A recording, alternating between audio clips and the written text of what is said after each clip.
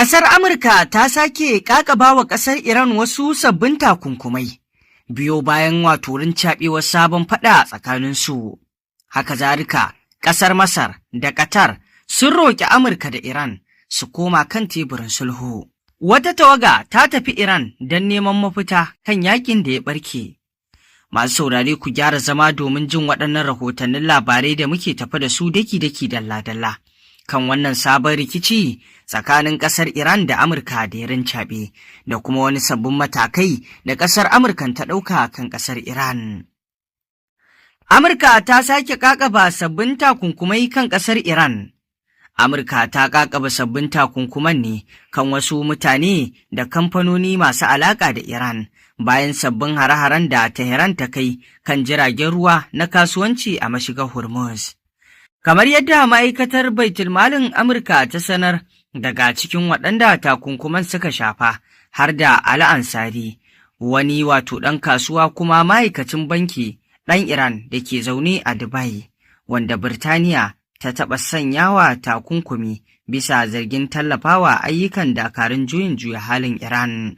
Ma'aikatar Baitulmalin Amurka ta bayyana Ansari a matsayin babban mai samar da kuɗaɗe ga sabon jagoran Iran Mujtaba Khamenei, tana zarginsa da karkatar da kuɗaɗen gwamnati zuwa manyan kadarori da kasuwanci a ƙasashen waje domin amfanar da kansa da kuma wasu jami'an gwamnati da kuma dakarun ƙasar.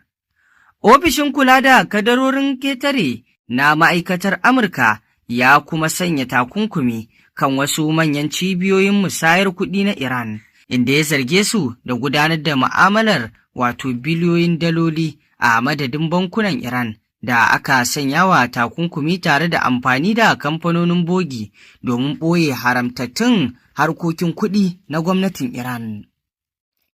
Waɗannan sabbin takunkumai na zuwa ne bayan faɗa ya sake ɓarkewa tsakanin ƙasar Iran ɗin da Amurka bayan tsagaita wuta na wani ɗan lokaci. Ƙasar Masar da ƙasar Qatar sun roƙi ƙasar Amurka da Iran su koma kan teburin sulhu. Ministocin harkokin wajen Masar da Qatar sun buƙaci Amurka da Iran da su koma kan teburin tattaunawa domin daidaita rikicin da ke tsakanin ƙasashen guda biyu. Kiran nasu na zuwa ne bayan da shugaban Amurka Donald Trump ya bayyana cewa ƙasarsa ta amince a ci gaba da tattaunawa da Tehran, duk da cewa ya ce yarjejeniyar tsagaita wuta tsakanin ɓangarorin ta ƙare, kuma har ya kira hakan da cewa tattaunawa da ƙasar nan ta Iran ɓata lokaci ne.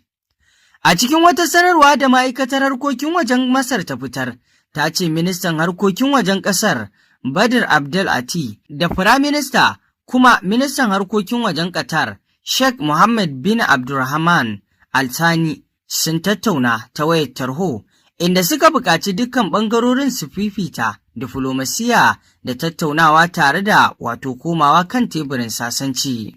Sanarwar ta kuma ce ministan harkokin wajen Masar ya tattauna kan halin da yankin ke ciki da takwarorinsa na Kuwait, Bahrain da kuma Jordan. A nata sanarwar, ma'aikatar harkokin wajen Qatar ta ce Sheikh Mohammed ya jaddada muhimmancin dukkan ɓangarorin su ci gaba da bin hanyar lalama da diflomasiya ba komawa kan fagen daga ba. Haka zalika wata tawaga ta tafi Iran don neman mafita kan yakin da ya ɓarke. Wata tawaga daga Qatar ta tafi Iran a yunƙuri na baya-bayan nan wajen ceto yarjejeniyar tsagaita wuta da aka cimma tsakanin Iran ɗin da Amurka, wadda ke barazanar wargajewa bayan sake rincaɓewar yaƙi tsakanin ƙasashen biyu.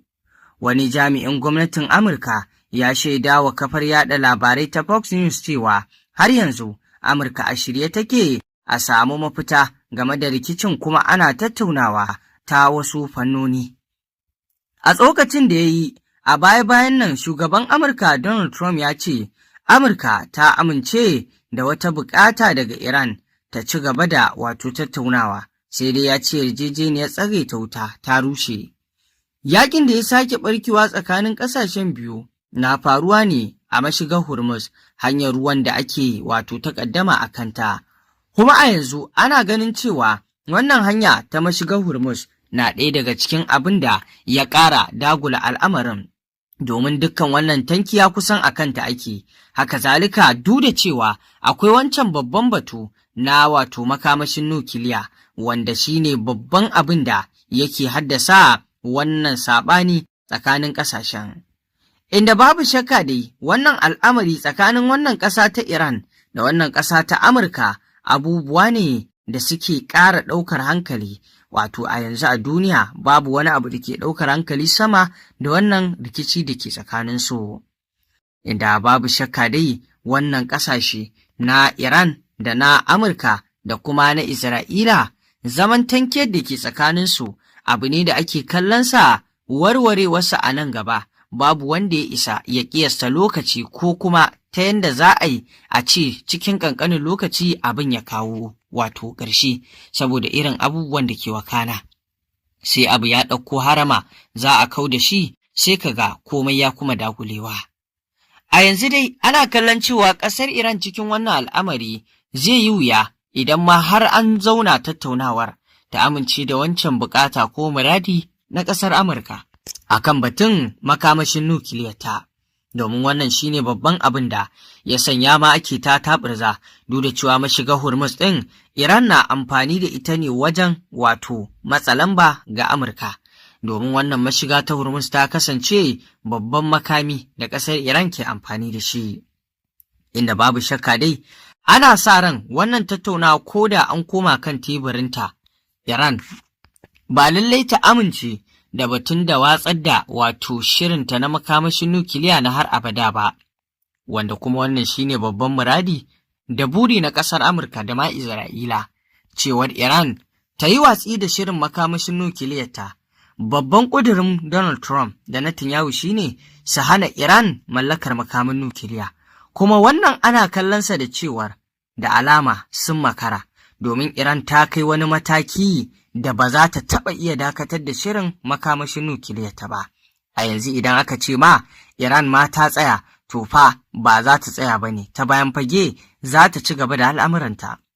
Domin kamar yadda ta wakana wato irin ƙasashen nan na wato Pakistan, yanda suka mallaki makaminsu, to shi ma ya ba duniya mamaki. To ana tunanin Iran ma za ta iya kwatankwacin irin wancan al'amari, sai dai a ji kwatsam ta fito ta bayyana cewa ta mallaki makamin. Duk da har yanzu da ta ce bata mallaki makamin ba tun kafin mutuwar Ayatollah Ali Khamenei da ya bayyana haka, har yanzu wasu ba su gama yadda cewar Iran ba ta da makamin nukiliya ba. Suna ganin cewa Iran ta faɗi haka ne kawai domin shirinta ya ci gaba da kankama ba tare da samun wani tsaiko ba. To masu saurare ƙarshen rahotannin labaran kenan, ku ci gaba da bibiyar mu domin samun rahotannin labarai akan abubuwan da ke faruwa a duniya baki ɗaya. Mun gode.